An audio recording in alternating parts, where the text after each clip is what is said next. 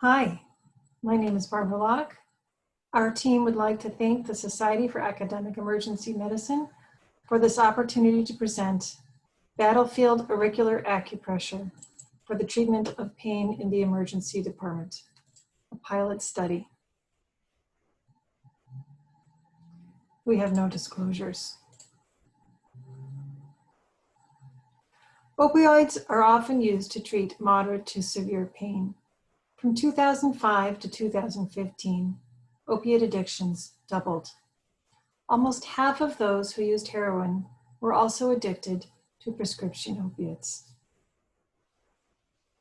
In 2017, there were 72,000 opiate deaths, overdose deaths, of which nearly 48,000 were attributed to opioids. According to a 2018 MMWR report, about 45% of adults aged 45 to 65 who presented to the emergency department were treated with opiates in 2016, while the rate for children was less than 10%. Regulatory agencies now recommend that non-pharmacologic therapies be offered first to patients for pain. An ideal non-pharmacologic agent would be effective, safe, with little or no risk of adverse reactions, technically simple, inexpensive, practical, easy to store and carry. And would also have a demonstrated track record of success in acute illness and injury, such that it could be used on the battlefield. Enter battlefield acupuncture. Auricular battlefield acupuncture is a protocol that was developed by Dr. Yunzhi Qian, a retired colonel from the Air Force and the current director of Integrative Medical Center at Joint Base Andrews. Battlefield protocol comprises the placement of ASP needles in up to 5 specific acupuncture points on each ear in a particular order.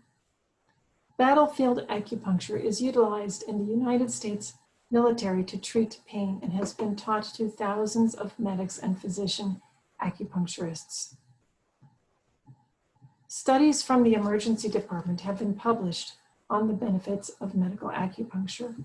2 citations are listed here.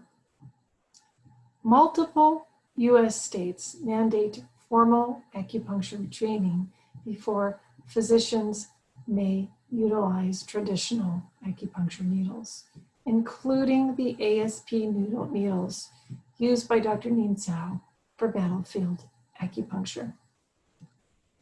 Auricular acupressure is also reported to be effective for the treatment of pain. This is the first study in the ED on the use of battlefield acupressure with beads for the treatment of acute pain.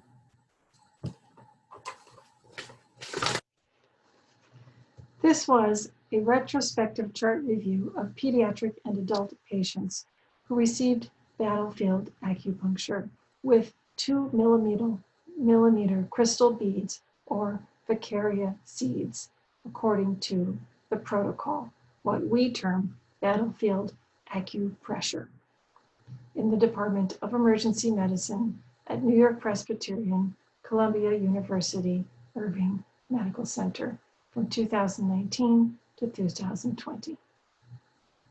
We abstracted demographics, presenting pain condition, pre and post-treatment pain score, time to lowest pain score, and adverse events.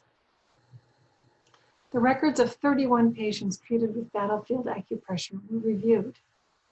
The youngest patient in this review was 8 years old, the oldest 73.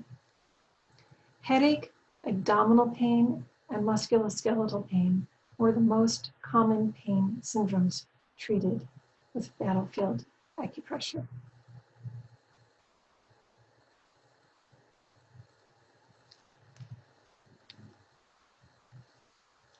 The mean change in pain score before and after battlefield acupressure on a 10-point scale was 4, with a p-value of 0.001.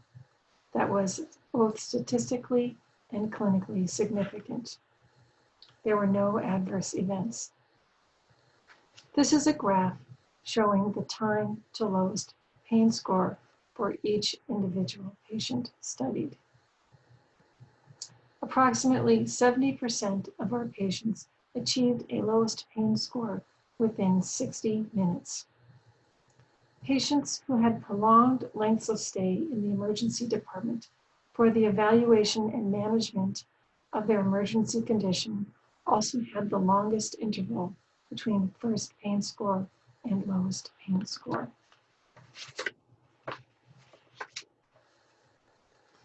The mean pain reduction in the pediatric group was 4 points. Of 11 children treated with battlefield acupressure, 1 was also treated with an opiate. The mean pain reduction score in the adult group was also 4.